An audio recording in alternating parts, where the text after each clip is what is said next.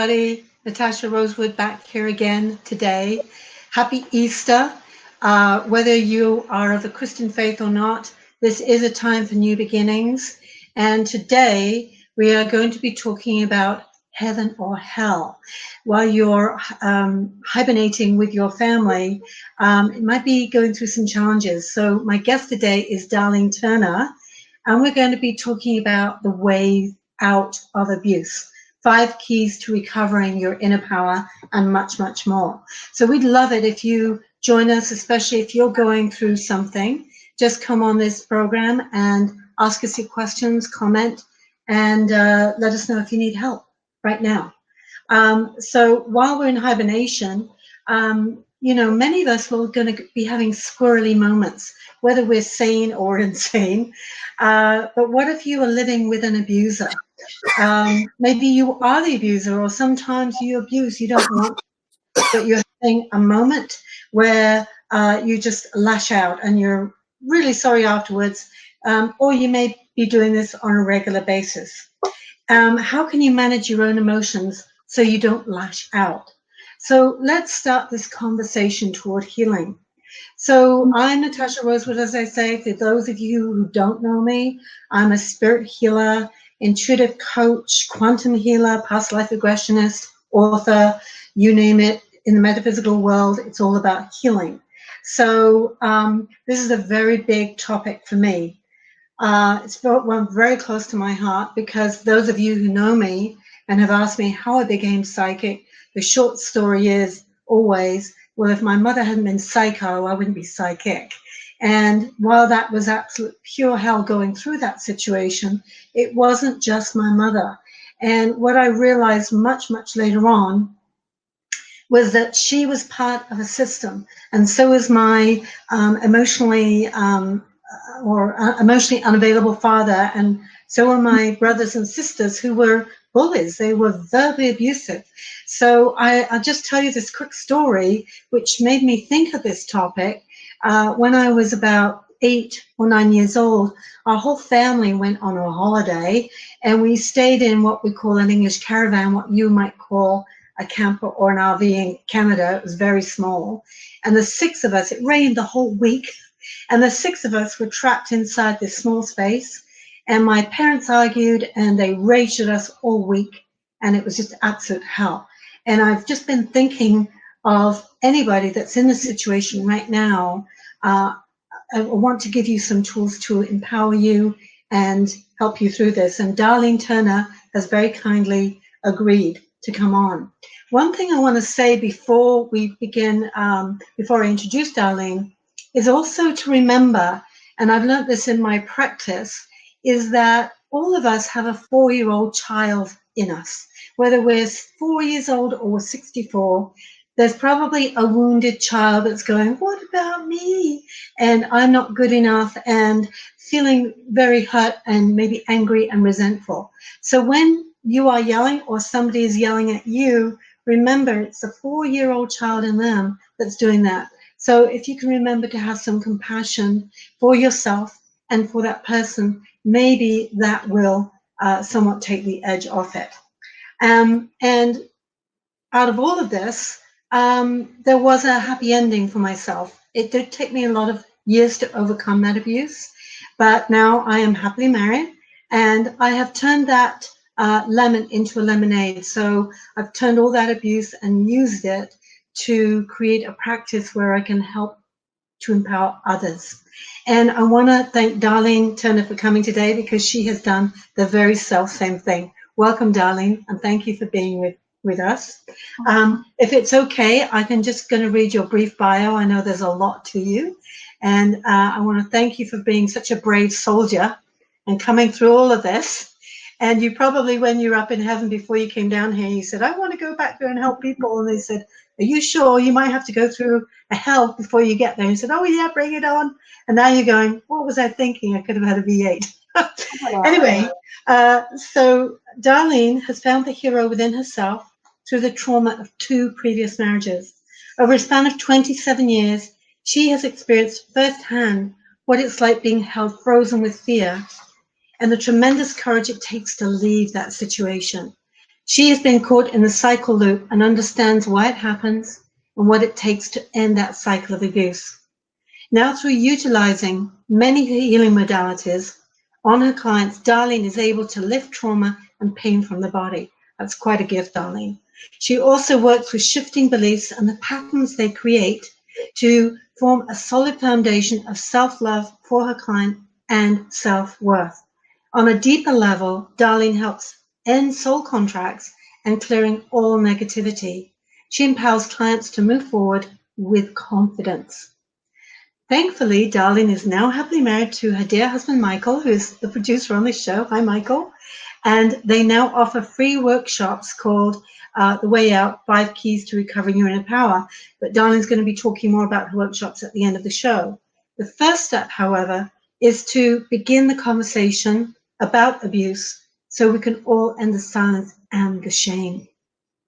So while this short interview won't heal all ills, the first step to healing is to start the conversation about the isolation and the shame, right? To begin the empowerment process and to give you some coping skills. So let's become more aware of how we can take better care of ourselves so we can take better care of our children and we don't pass on this cycle. Right, Darlene? Yes. Yes. Okay. So my first question to you, and I'm sure everybody has their own version of this, but why do we abuse each other? Why is it happening? Well, a lot of it comes, like you talked about, that inner child. And when we witness maybe our parents abusing each other back when we were children, maybe we were abused back in those days. And I've talked to ladies in their 60s or 70s or so, and they're like, well, that was just the normal. Like, that was just how we treated each other. Anybody ever watch Archie Bunker? You know, and those shows?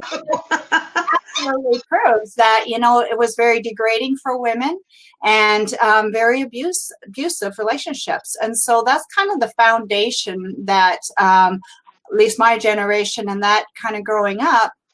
And so then from that space, if we've experienced abuse, or in my way, it was very controlling religion. So it was very fear-based, controlling, suppressed. And so that was just my normal. That's what I knew. So when I left home, that's exactly the relationship I went into, because that was natural. And so from that place, a lot of times we just show up not knowing why we are doing what we're doing. And it just feels comfortable, but very uncomfortable. So when we kind of get into that, the person that is doing the abuse a lot of times has this built up frustration or this, you know, feeling hurt way back from a child, like you said, and doesn't know how to release those emotions and in a healthy way and work through it. So they get aggressive at other people. Yeah. So one way for sure is huge. So it's kind of generational then, it gets passed down through the generations. Yeah. Learned behavior. And also, that a lot of times there can be mental issues. And I truly, as I look back to my first husband, I really believed he did have a mental issue. And so that's another reason. Another reason is alcohol is huge, right? That's the way spirits get in. And yeah. Well, my mother, I come from an English background, as you know. And the English, even today, I notice when I go back, I go, wow, English people are really mean to each other. You know, some of it's kind of couched in humor, and that's great if it really is coming from a teasing, loving place. But I know growing up, it was very difficult for me because, like you say, it was kind of in the culture. And my mother would say, oh, they're just teasing you. But it hurt. It really hurt. And years later, we found out that my mother did become an alcoholic. She was very psychic, and she was very psycho. And I think now they would maybe analyze her as having had a personality disorder. But what was difficult for me, and this kind of leads into a later question, but she was so charming to everybody else. And if I could never say anything against her, because people would say, oh, your mother's so lovely. And I go, And, you know, I tried in the beginning saying, oh, she's a bitch, you know, this and this, that. And I'd be like, you know, I just couldn't, fight back. There was no way to fight back, and nobody was there to support me. So I was really on my own. So does that come up a lot? You know, these people are very charming on the outside, but really abusive on the inside. Yeah, that's kind of how I got sucked into my first marriage and the second one, actually. It was that they were charming. I was very young on my first marriage, and Uh-oh. Have we frozen, Darlene? Okay, I think we're losing contact with Darlene. So I'm just going to carry on talking for a while. I think Michael can probably fix that. And so my question had been to Darlene, where does the abuse begin? And we talked about generational stuff. And I know as a psychic, when I get a lot of clients who come to me, I will notice that their issues have started with the ancestors, and I will often feel the spirits of their ancestors around my client, and I will say, you know, if you work on healing this, whether it's an addiction, alcohol, or it's an abusive kind of disposition, or something that's been passed on down the family, which we all have family issues that travel down through the lineage. It's kind of like the DNA of our soul. And until you really work on that, you become aware of it. Like Darlene was saying, I think a lot of time we're unconsciously abusing or unconsciously allowing ourselves to be abused because that's what's familiar to us. We need to first wake up to the fact that this is not good. This is not healthy. It can feel familiar, but it's not comfortable, like Darlene said. So it's very important that we all become awake to our behaviors. We may want to check in, especially at this time as we're going through this hibernation, of how am I behaving in my family? You may want to sit around the table at night and say, hey, am I saying anything that hurts you or that irritates you? Because it works, there's a two-way street here. And this might be an opportunity for a really healing time. And you know what happened in my family too, because I was number 4 out of 5 children, that abuse kind of traveled down. So I was very aware that my grandfather, my mother's father, was very cruel and would put my mother down all the time and say, oh, you don't know what you're talking about. You're not as good as your mother. And then outside of the home, he would brag about his daughter. But my mother didn't know that. So she almost grew up with a split personality where she felt the imposter self was this charming, brilliant, pretty woman, but the inner self was nothing, that she was not good enough, she was worthless. And a lot of abusers and abusees will have that sense of feeling like nothing because that's what they've been told who they are. So hopefully we can get Darlene back. I suspect that they've lost their Wi-Fi, so I'm just going to carry on. So what are the signs of an abuser when you meet somebody?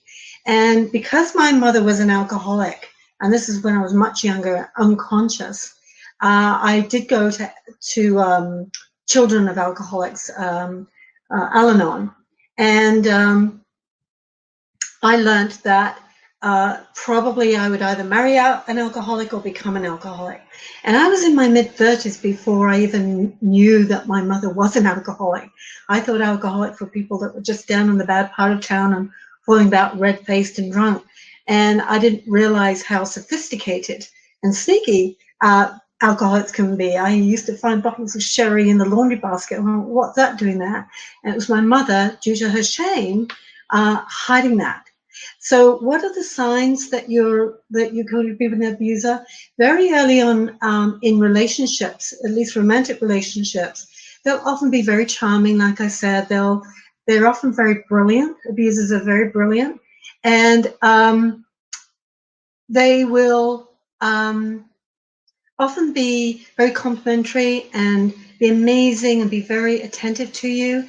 But then slowly you might notice that there's a kind of a passive-aggressive humor, or there might be a jealousy, or they might be criticizing how you look. Hi, Darlene. Glad to have you back. Can you hear me? I don't know what happened, but yeah, I'm back. I've just been hopefully not talking to myself, but talking to my audience.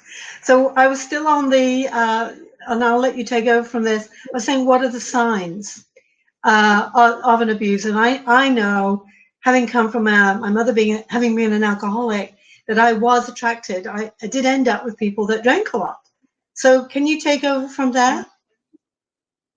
Yeah, well, some of the signs are definitely rudeness to others, changes when drinking, and definitely it's kind of all about them, you know, and their feelings, what's going on, and it seems like it's almost like we're serving them in so many ways of trying to keep them, you know, don't get angry, keeping the peace, keeping things running smoothly. And then, you know, if they do get angry, then they're like usually turn to you and say, you know, if you wouldn't have done this and that, and then you just kind of feel like, oh, it's my own fault. I'll try harder. I'll do better. And that's kind of a big chunk of the cycle. And when that happens, we just feel powerless in those relationships. And for me, it was a huge fear base. I was terrified to leave because he threatened me that, you know, that would pretty much be my life if I left. And early on in the stages of the relationship, I had heard on the news about a women's shelter that the man went in and shot the woman right in the shelter. So right off the bat, I think I was maybe 17 when I heard that. It was just like, there's just not an option to go to a shelter. The one time I did call the police, he just brought my daughter out in his arms and he's like, oh, honey, you know, you're just overreacting. Look, you woke up the baby, and, you know, and so they just laughed like they are. Very sneaky, right? Very sneaky. Yeah. And I want to talk just a little bit here about, you know, when I'm talking about manifestation, and people are always asking me, Natasha, when am I going to meet my soulmate? And I always say, well, like attracts like. So, or complementary energy. So I always look at the victim and the abuser, and to me, that's complementary energy. So the abuser is always looking for somebody that is already maybe feeling a little powerless, or not as good as, or not good enough. And they kind of pick on those. So how can you, if you're feeling not worthy and you're aware that you're attracting, I want to say, these bullies or abuser type people, how can you kind of protect yourself from that? You got any suggestions for that? Well, I really recommend people just starting with a relationship with themselves, because that's once I finally got out of that cycle, and I found, I call it my Buddha up the mountain. And I spent 5-6 years there, and I just meditated. I got to know who I was, because we lose ourselves in these relationships, and we're just so busy trying to keep the peace, the calm, and so a big part of it is just fall in love with ourselves and really get to know ourselves and work on those things that like create that codependency in relationships, so that we can come into a relationship not even feeling like we need to be in a relationship, because a lot of times people go into a relationship thinking, oh, this person's going to complete me, or this person is this and that, and I need that, right? So be able to give ourselves what we're looking for on the outside, because like you mentioned, how it is on the inside is a reflection on the outside. So if you have all these abandonment issues and worth issues and all these things that are the basis of how we show up in life, then those are the people that are going to come in and show it to us so that we have a chance to overcome it, right? Yeah, well, it's funny because, you know, the big question is, Natasha, when am I going to meet my soulmate? And I say, well, when you're ready. And I say, well, how will I know? They ask, how will I know when I'm ready? I said, when your soulmate appears. Because when you're in the right frequency and you I call it the authentic self. And I went through that same thing for years. Oh, I've got to find Prince Charming. He's going to save me. He's going to complete me. I'll be happy then, right? Mm-hmm. And then when I finally gave up and went, oh, that's never going to work. I'm just going to carry on, do my life. That's when my wonderful husband showed up. And that was pretty late on. So I was a bit of a slow learner. As my brother said, a late learner. So I know there's a horrendous amount of statistics. The statistics are very high about the numbers of abuse. And while we call them statistics, which is a horrible word to say, by the way, we're talking about people's stories. So, but just for the sake of this show, what are the numbers? Okay, well, people who are abused. some of it written down here, but I just want to talk about most recent. This winter, I was, I don't hardly ever listen to the news. And just this one day, I decided I was in my grandson's room and he had a TV. I was like, I'm going to put it on the news. And wouldn't you know it, I catch this one piece about domestic violence in Alberta. They had turned away 23,000 women last year because they didn't have enough room in their shelter. So that was a huge eye opener for me. For those women that finally have the courage to like get out of this relationship Yes. and get help and be turned down, like you can kind of understand how so many end up homeless, or, you know, because it's just, if you're out, there's not an option to go back, because, you know, the repercussions of leaving in the first place can be pretty horrendous. And a lot of those statistics are women running for their lives or fleeing for their lives. So I wanted to bring that up. It says, when I did look up the statistics for the show, it said 24 people per minute are victims of rape or physical violence. And I think this may be around the world, or they could have been just Canada or US. 50% of women and 4% of men have been injured. That's 1 in 4 women and 1 in 7 men have been victims of severe physical violence by an intimate partner in their lifetime. Wow. So it's pretty huge. And then children of witnessed violence is 22%. Nearly 1 in 4 are filed in courts. Now, these numbers are even scarier because there's only 1/3 of them actually reported. So there's so much that they just don't even get reported or go to the police, because like we kind of talked about, there's so much shame and guilt and wrapped around it, right? Yeah. Yes. I mean, I know my mother was really at her worst. I felt very ashamed. You know, I came from a middle-class family in England, and in England you either sane or you're a dingbat, you're nuts. And so I wasn't about to admit that my mother was a Looney Tune, because there was kind of a stigma then about that.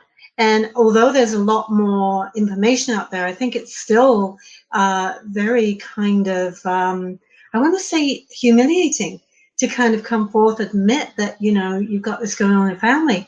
But to me, it feels like it's more common than people living in a healthy family environment. Well, you know, and I've been doing these workshops, and it's pretty surprising how many people say, oh, I wanted to show up, or, you know, but our numbers have been low just for the fact that I think a lot of people think, well, I haven't physically been abused, so, you know, it doesn't really count, you know, but emotional and mental abuse are just as bad as physical abuse. Yes. And there's a clear understanding around that. Thank you for bringing that up, because I did the same thing. You know, I was hearing stories in workshops of women being raped or being beaten or locked in a room for days, and went, oh, you know, my mother was a bit mean to me. It was nothing, but I didn't realize the damage the verbal and the cruelty had done. And I was probably in my mid-40s before I really got over it. Really got over it. And, you know, I went for counseling. When I came to Canada, thank God for Canada, because I had to emigrate to get away from my mother. It's like there's an ocean between us, and finally I felt like, thank God I'm safe. And then I started the healing process, but I realized in my 30s I was in a state of PTSD. I was sleeping, and I couldn't function, and you know, I kept remembering her voice was still very fresh in my head, and I kept thinking, oh, it wasn't that bad, Natasha, you know, get over yourself. But you know, it's not about comparing your pain to other people, because it is what it is to you. And I did lose my whole family. You know, I lost my whole family because of that, because it was like a bomb dropped in the middle, and we all scattered to the four winds. And so it was very sad, actually. So it's not about comparing how bad was your story to somebody else's. It is what it is to you. And plus, we all have a different kind of emotional and mental makeup in how we deal with these things. Yeah. And you know, what do you think? I'm just going to ask you this question.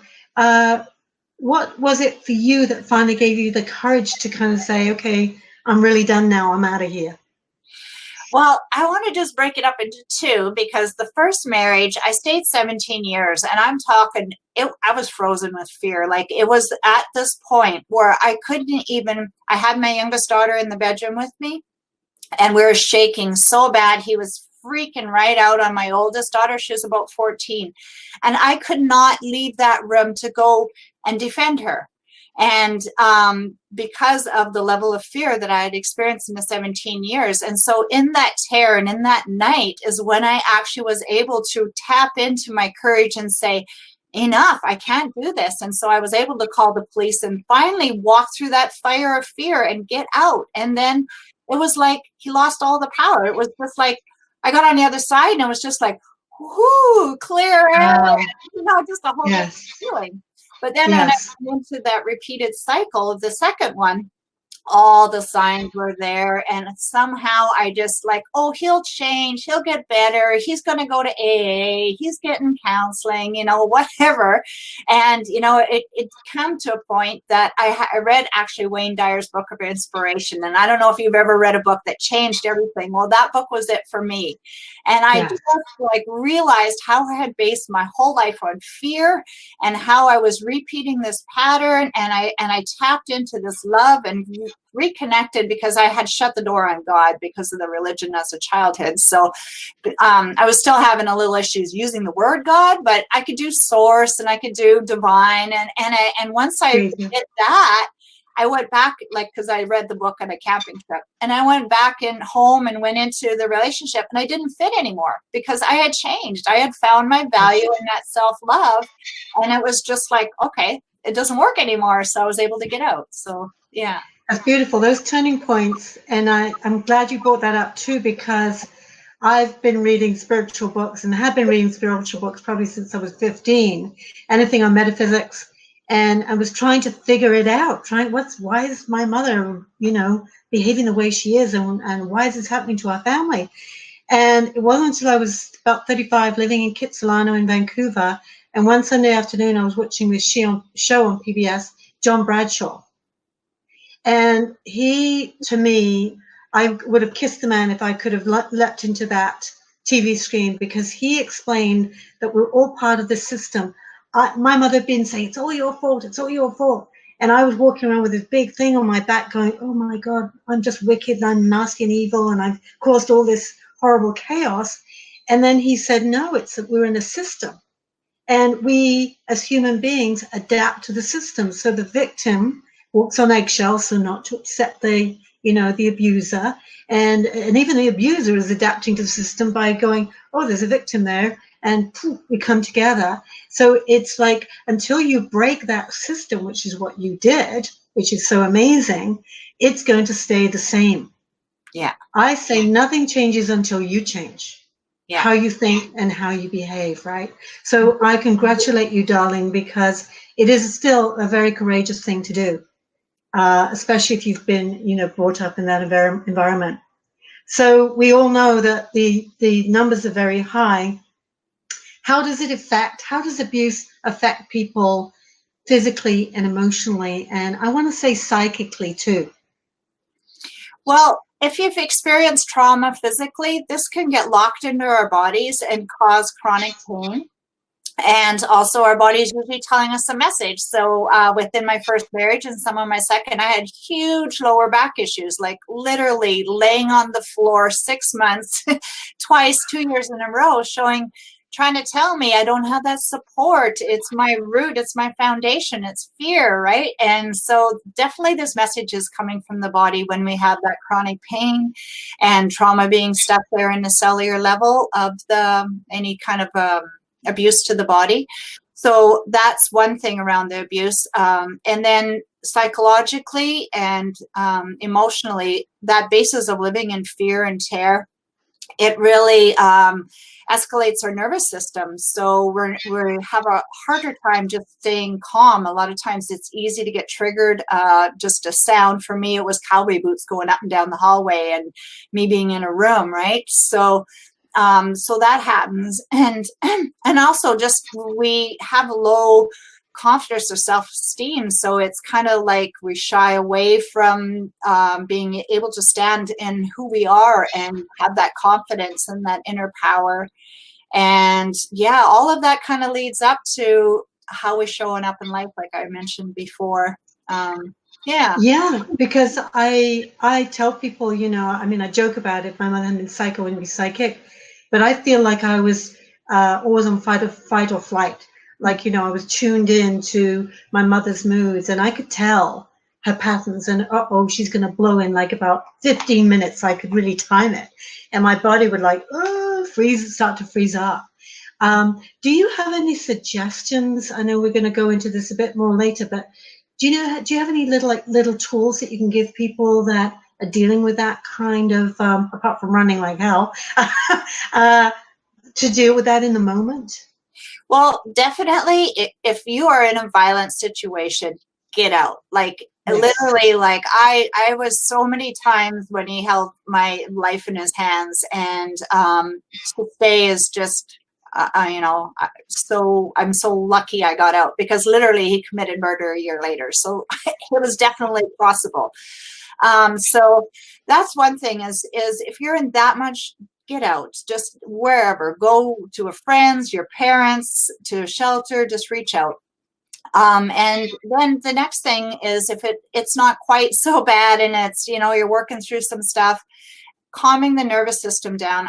One of the tools that was so valuable to me was finding my happy place. And my happy place is locking myself in the bathroom and running a huge tub of water and just soaking in that hot water and calming my nervous system down. That was one of my biggest tools. Sometimes if you can just get away, go for a walk, get in nature, down by a lake, like all of that really helps clear. Lay on the ground, lean against a tree. Trees really recycle our stuff and help relieve a lot of the pain, even chronic pain, like we talked about, leaning against the so grounding, that helps. Definitely getting some sessions done and working on that beliefs and patterns. And another tool is to really go into, create yourself, if you can, in your house, a sacred, safe place that you can go and just meditate, tap into that self-love, and start building that strength up of that inner power and that connection to your heart, because that's where you're going to start finding your courage and finding your confidence to and then as you bring down your nervous system within that, and through breath work, through that, so we do breath work with that as well. Then we can get our intuition, and when we calm the nervous system down, all the other organs function, so we can think properly, and the heart works, and the stomach works, and all these things come into alignment once we calm the nervous system down. And then we can hear the intuition saying, okay, you need to go here, you need to do this, or whatever it is. But when we're in flight, we don't hear anything. What I want to talk about right now, and this is just off the top of my head, is in my situation when I was a teenager. I wasn't little when this was really bad. Is having an ally, and I didn't have an ally. Like my rest of my family went, oh no, it's not really happening. You know, you're making it up. You're just being a spoiled child. You know, and sometimes my grandmother could be my ally. My younger brother was an ally because he was definitely, but he was away. So can that ally be a friend or an aunt or a grandmother or a cousin? You know, would you suggest if children especially don't have an ally in the family or a friend, that what would you suggest they do? Go to like the kids line? Yeah, there's definitely a helpline on the phone. There's coming up on the screen. And when school's in, reach out to your teacher and reach out to those ones that can actually help and say, you know what, it's not safe at home. It's whatever it is. There's not a good environment for me there. And I love what you said about, you know, an aunt, an uncle. Believe it or not, in my second marriage, it was his parents that I ran down to stay with for a couple weeks, and then I'd go back up and, you know, just doing that return thing back and forth. But yeah, really finding a safe person just to even talk about it, you know, like it is a process. And as much as I know our friends want to like, well, just get out. It doesn't somehow happen that way. Some reason we stay in it till we're done. And when we're done, we're done. And that's when we draw the line in the sand and say enough. But yeah. And I think it's very important. And I find this a lot in my practice.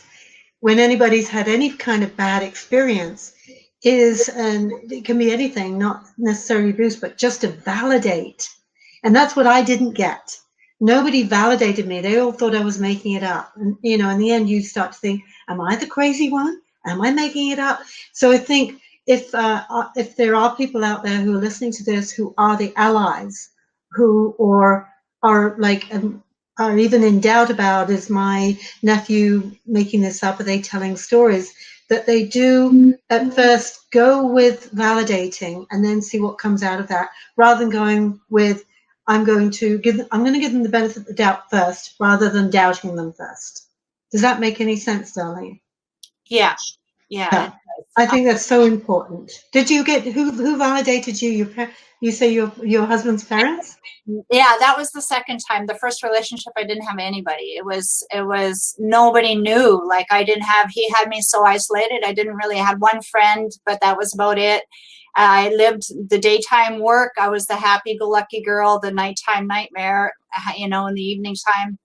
And so that's kind of how it happens. But I did want to just mention one thing around this with kind of the secrecy part of things, is that some women are actually in relationships where their husband, or it can be the man with the woman, they are actually in a community figure, the person that is the abuser. So it could be a police officer, a politician, a firefighter, and it's very hard to actually speak up against, you know, about what's going on with those ones that have that authority figure in the community.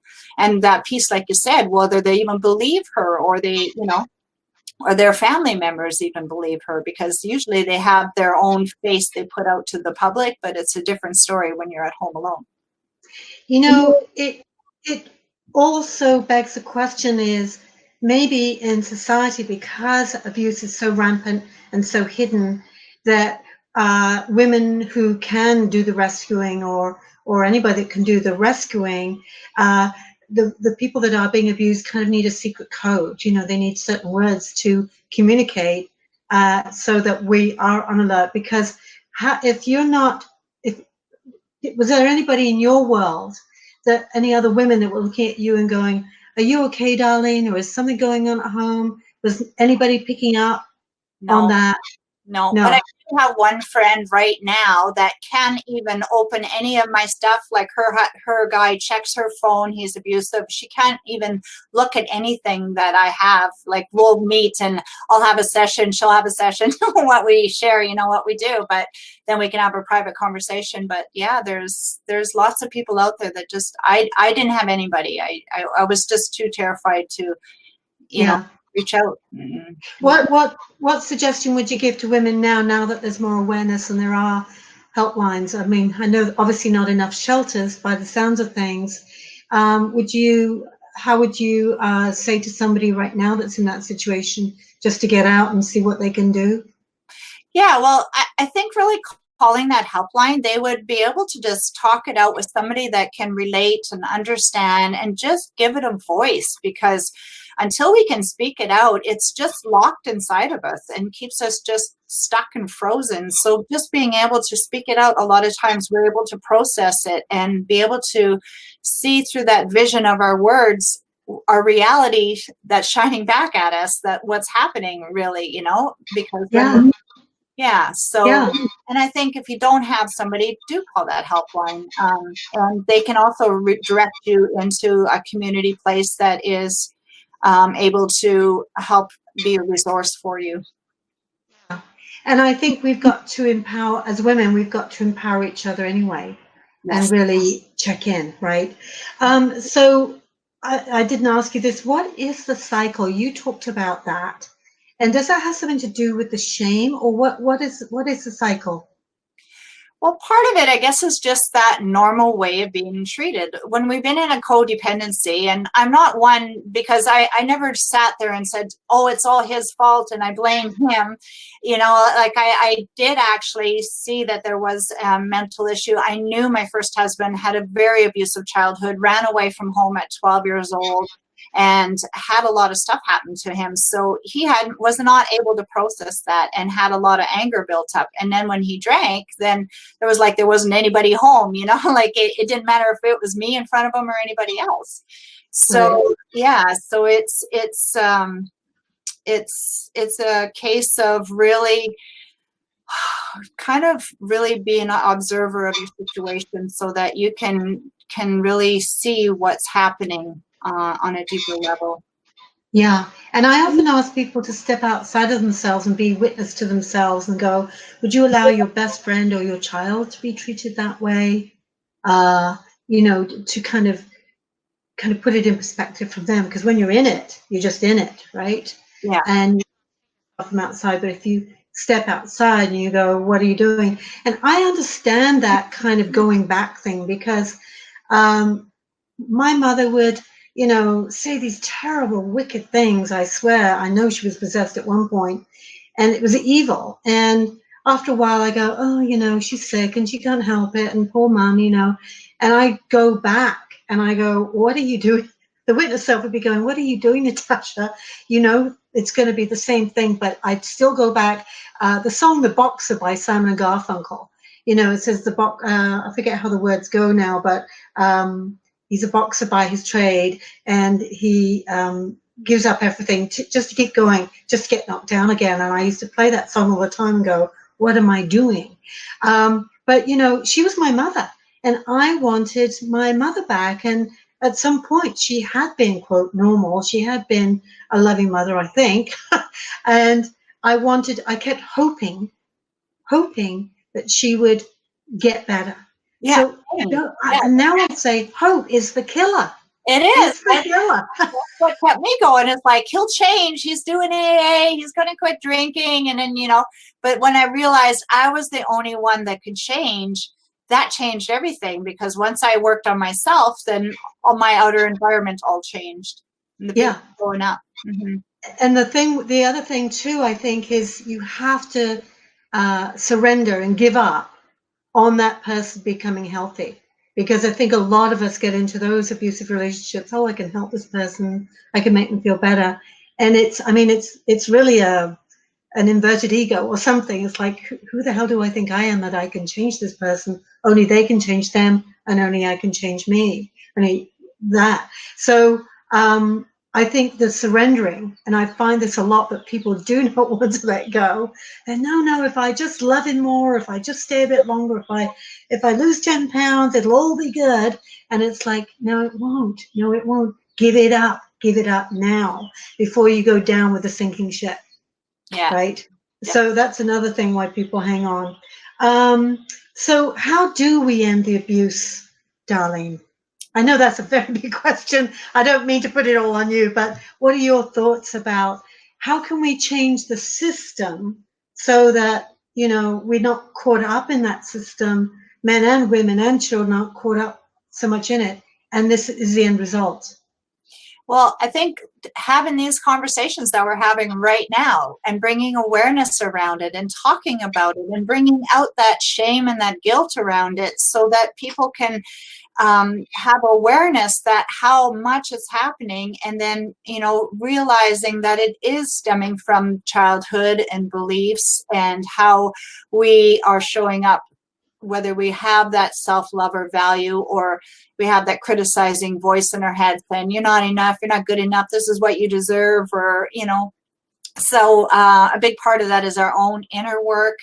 And like I said, supporting the shelters, bringing more shelters in, having proper security in shelters, because there's one in Cranbrook. Everybody's like, oh, you mean the one on such and such street? And it's supposed to be a secret where the shelter is. So there's definitely a lot of support we can do around the shelters, so that women actually have a safe place to go, so that they can calm the nervous system down, and getting more education around it, educating the teenagers and the younger children. This is not normal. This is not the way we should treat each other. And no.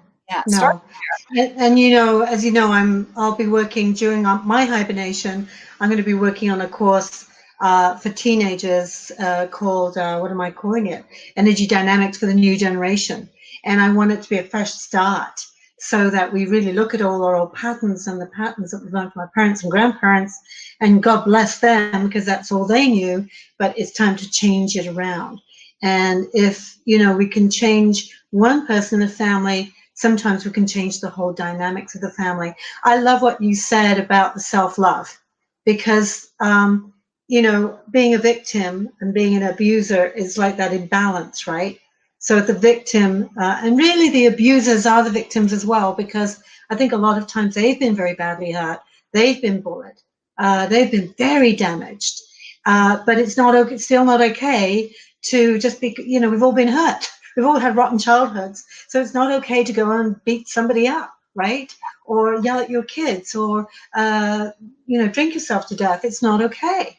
And we've all got to step up to the plate now to make this a better society. And I think that's one of the beautiful gifts we're going to get out of this coronavirus if people take advantage of it. If they don't, oh well, they're back in the old place. But moving forward, we can all do this if we step up. So what are the resources for women and children, and are there resources for men? Well, there's really not much for men. We talked in Cranbrook to the community center there, and the lady was just like, oh my gosh, I need you people out there, because she's got, there's so many kids growing up, even from the gang members and stuff like that, that's who she was dealing with. And they're, teenagers or late teens, and all they have to base on is violence in their life. So really beginning to change it from the core level and reaching these kids through schools and other resources. And Michael's putting up on here the helplines of places to go and get some resources. And Canada.org, yeah, wonderful. Yeah. And like we said, the women's resources, the women's shelters, the helplines, and join us in our workshops. There is a few, it's starting to be a little bit more popular with people working with around people that have been in abuse and trauma. So, yeah. So one of my clients, hi, Teresa, she said here, to get rid of the shame, the victim needs to understand it happened to them. It wasn't them that made it happen. Mm-hmm. That's really, I think, a very good point, because I felt, when I was being abused, and then of course my mother abused me, and then of course I went out into the world and I expected to be not as well treated. I wouldn't say I was abused, but I was definitely, and I could not accept people loving me. It took me for, well, I would say into my 50s. People would say, oh, I love you. And I go, what are you talking about? Because it was just so, I just had such this toxic, I would say, version of myself that my mother had given me. And I thought, well, she must know. She's my mother. And maybe, if you've got a husband that keeps saying that, you say, well, he must know, he lives with me, right? So it's you giving your power away to that person as to who you are. And often I'll say to people, you decide, only you can decide who you are and who you want to become.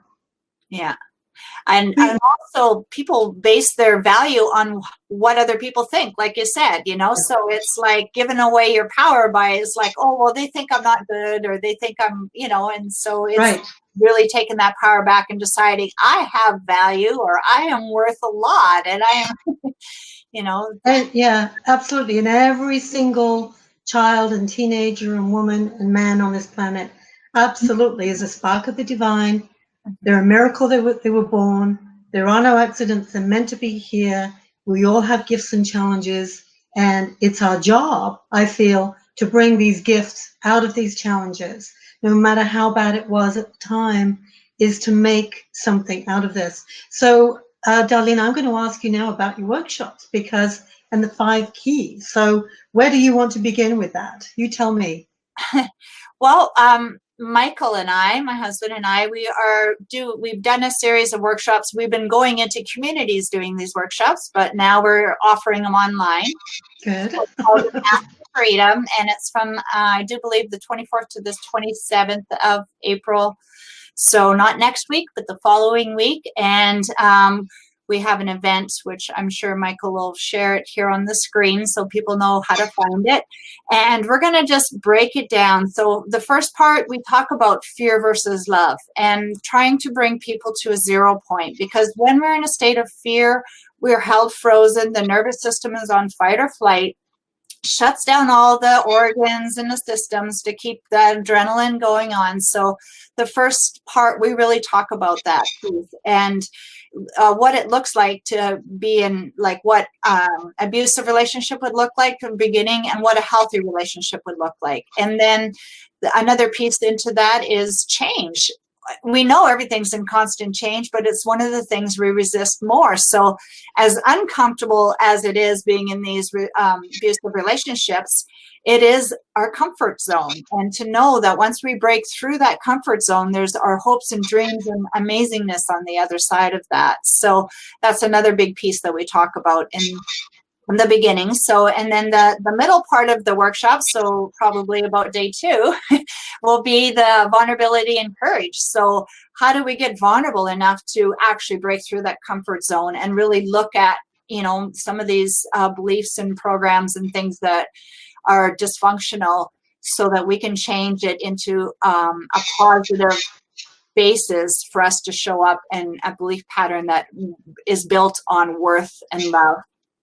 And then the 5 keys at the masterclass day is really tapping into those tools, that self-love, imagination and dreaming and life force. So I'll just touch on a couple of them like that. But Michael, he has martial arts and Tai Chi. And so he really brings in the energy piece of it. So when we can really tap into that personal energy force that runs within us, it starts to build up momentum and we start to get stronger. And when that can happen, we can create that change in our life and it becomes a force to help move us forward. So that's kind of our basis of our workshops. It sounds amazing, Darlene. I'm so happy you're doing this work. I just wish I'd known about you when I was 17, but you wouldn't have been ready for me either. So you mentioned imagination. And and you mentioned Wayne Dyer. So I've got this calendar with some of his sayings, and I really miss Wayne Dyer because he was such an amazing force in the world. And appropriately, I picked this the other day. When you create a great longing for the experience of a peaceful family, everything will begin to happen to fulfill this yearning spontaneously and naturally. And what I'm often talking about as a quantum healer is let's change our reality.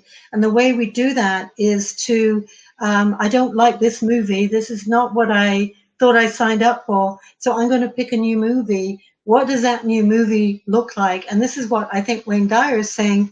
When we get into that happier picture and movie where there's a happy ending, we're actually lifting our frequency, lifting our vibration.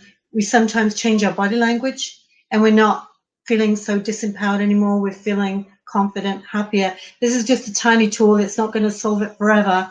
But I know that if you pray and say, thank you, God, for my new happy family, whether it be the people that are in your home or, you get adopted out and you end up on a beautiful farm somewhere with really lovely people and you're taking care of dogs and cats and things like that, you're going to attract that new situation to you.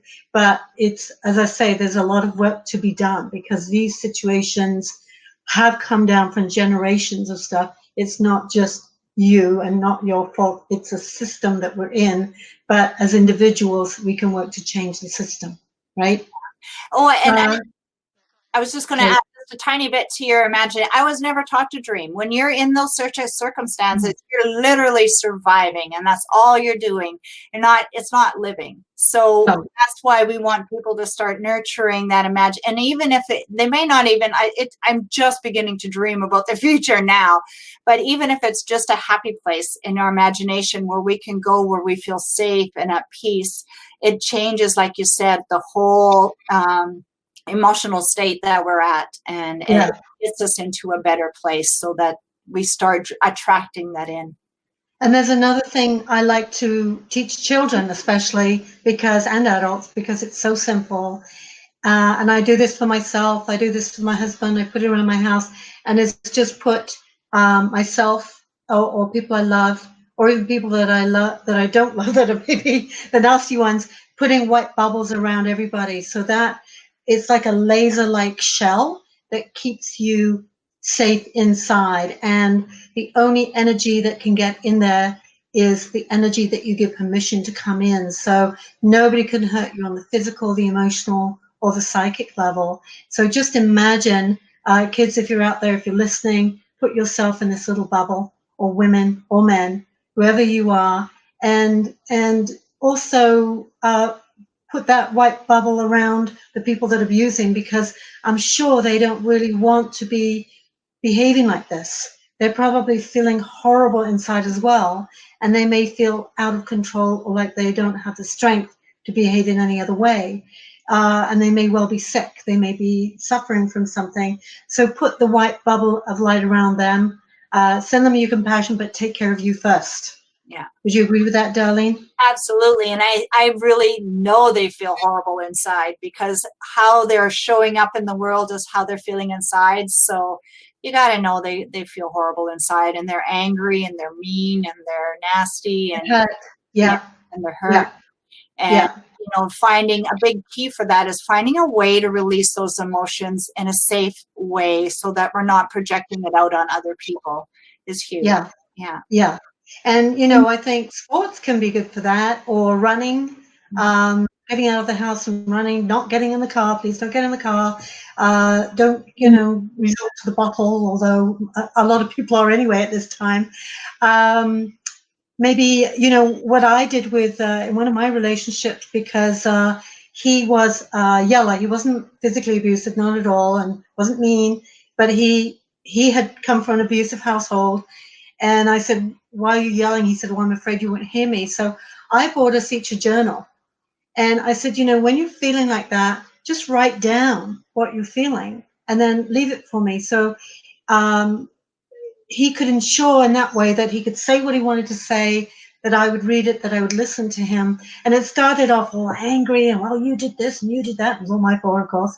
And then it ended up being, oh, but you're amazing and I love you and I'm so sorry. And so he just worked his way through that. And there could be 7 or 8 pages. And it was wonderful, because I'd write back to him then, you know, and I'd say, speaking my truth, well, I was angry and upset when you said this, right? So we worked it out. It's not for everybody, but it might be a tool for some people. But I think being physical, getting on the treadmill, going for a run can be a great way. Meditating, although probably when you're in that state, you don't want to sit down and be calm and meditate. Like you said, don't get in the car, but get in the car, shut the doors, and yell it out, punch it out. You know, if there's something that's harmless to, like, just get it out of your body, then do that, you know, like, but exercise. And you know, yeah. And this is funny, but something I used to do, or still do occasionally, is go in the bathroom and sing, and just because I can't sing, I just belt something.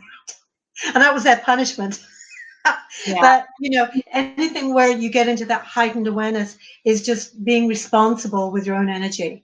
So Melody is saying, this time of isolation, I'm worried about the increase of abuse and female and children, as everyone seems to be so stressed. Absolutely. And this is why, Melody, we're having these conversations. And I don't know, I think I'd like to hear from, if any women who are listening who are feeling abused. Is your email on here, Darlene, as well? Can they contact? I don't know, but you can do Darlene and Michael Turner at gmail.com. Okay, so Darlene and Michael Turner at gmail.com, or myself. You can go to my website, natasharosewood.com. All my information is there. And just let us know if you need help, and then I'll probably refer you to Darlene, or if I can help you in my way, I will. But let's have women reach out more, and let's have this conversation. And men too. I mean, it's got to be, I want to say, even more shaming maybe for men to admit that they've been beaten up by their spouse. And that's got to be much more unreported and more hidden. But having seen my mother attack my father, I know it does happen. Yeah. And he just kind of try and fend her off. So to anybody, nobody should be being abused. It's not the way we're meant to be living with each other at all. And we welcome men and women into our workshop. It's not specifically for women or men. But if there is some women or men that have an issue with being in the same workshop, please email me and we can work on some stuff privately, separately, so that you're comfortable. Okay. So do you just want to mention the title of the workshop again, Darlene, and then we can wrap this one up. The Path to Freedom from Abusive Relationships. Easy peasy. Beautiful. Easy peasy. And your website is? It's Victim to Victory /learn more. So it's a landing. And there it is. And then in that, you'll see a video from me and Michael. You'll learn more about kind of what the workshop's about. And yeah. Yeah. Well, I'm going to end this. We're going to do a little thing, shout outs and a prayer. But I want to end this by saying thank you for coming on. Thank you for the work you're doing. And I'm so happy that you're happily married now. And I'm so happy I'm happily married. So I want to tell everybody that's going through something like this, there is a gift in it. And in some ways, I'm thankful to my mother. I learned so much, and it's given me my whole purpose in life is to heal other people. And I've been able to help thousands and thousands of people with what they've gone through. So there is light at the end of the tunnel. There is a gift in this if you look for the gift. So it's not all bad news, and you will get through it. And if you don't have a person, you know who to talk to. Talk to the guy upstairs, the creator of the universe, your higher power, your guardian angels. You've got them all there with you, but they won't interfere. They want to be asked for your help. So you're never, ever alone. So thanks again to Darlene for coming on. As always, at the end of these videos, I want to send out a huge thank you to the medical staff, everybody that's on the front line, the grocery stores, the pharmacies, the volunteers, the manufacturers, anybody that's out there doing work so that the rest of us can stay home and stay safe. And I'm sending white light to all of you. Blessings, great karma, guys, great karma. And just, stay safe and really try and take care of yourselves. I know that's easier said than done at this time. And we're praying that you get everything you need to stay safe. And then I want to do a little meditation now. And I'm going to try an experiment. I'm going to start some crystal balls. And I'm going to invite you, if you're online or if you want to join me right now, is just to close your eyes. Take a nice deep breath in through the nose and exhale through the mouth. Imagining that as you focus on your breath, you are inviting your guardian angels, your spirit guides, your deceased loved ones to come and be with you at this time as we go through these challenging and interesting times. Just inhale joy, exhale any kind of stress that you're feeling, the stress of being maybe in your home, being in a difficult relationship, maybe being afraid. Just inhale joy, exhale fear.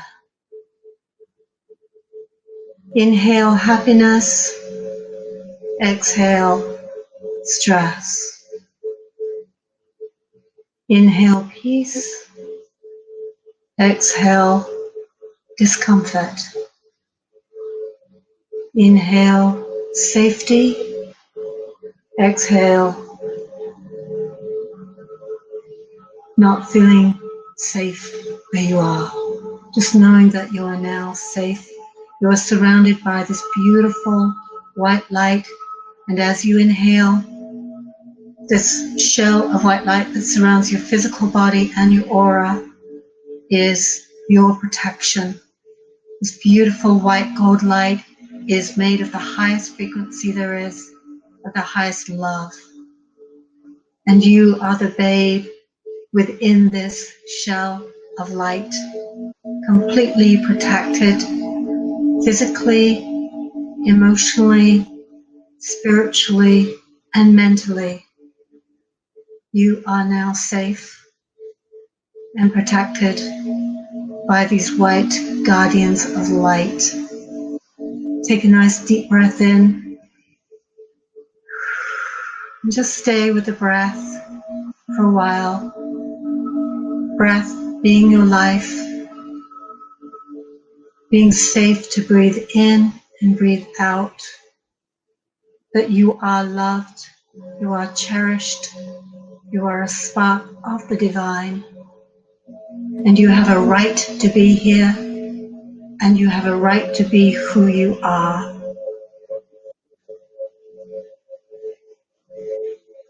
Breathe in and exhale. Exhaling all that negativity into that beautiful crystal ball that hovers just above your physical body. And then handing that physical ball over to your guardian angels and letting them take it away from you, all that negativity, all that fear, and transmute it into something very beautiful. Something you can dream about and enjoy and visualize and dream. And now they are bringing this beautiful gift back to you in your crystal ball. What is there? Is that a nice, peaceful family? Is that forgiveness?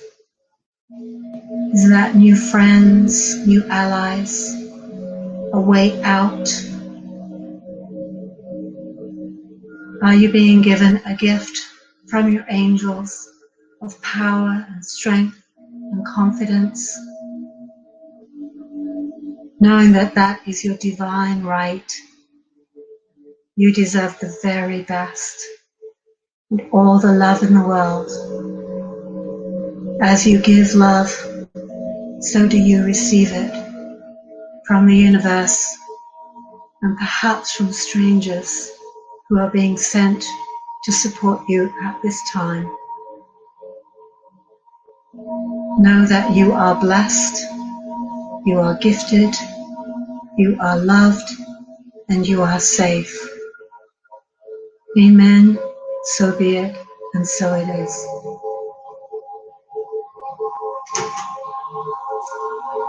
And when you're ready, you can slowly open your eyes and come back to your present space and know that you are loved.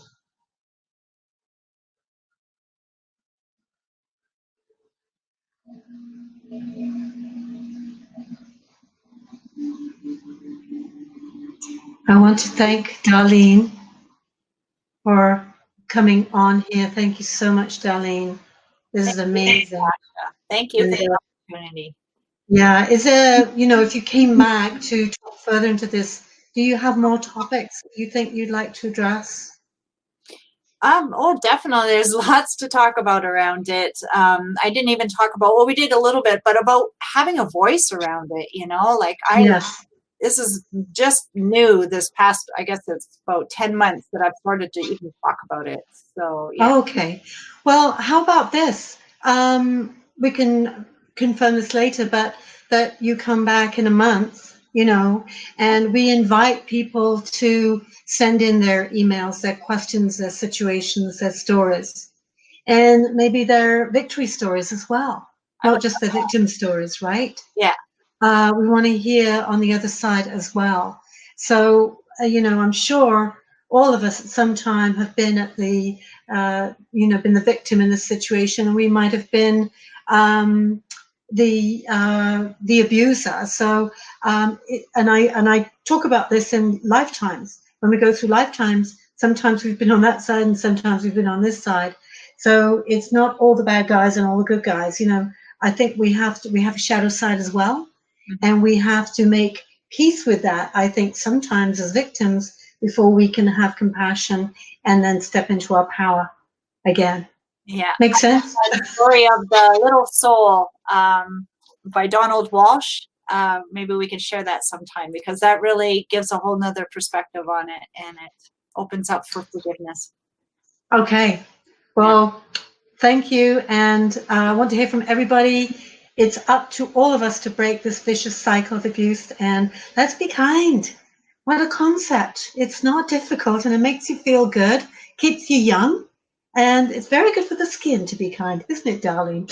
Yeah, and we grow younger as the more kind and compassionate we are. We actually grow younger. So it's. I think so. I think so. You should have seen me when I was 22. I looked ancient. Okay, I'm going to sign off now. Namaste, everybody. Be kind, be safe, and remember, count to 10 before you yell. Go outside, take some fresh air, and then come back in and speak kindly. Amen, so be it, and so it is. And thank you, Michael, for being an awesome producer, an awesome husband. To Darlene. Okay. Bye. Bye.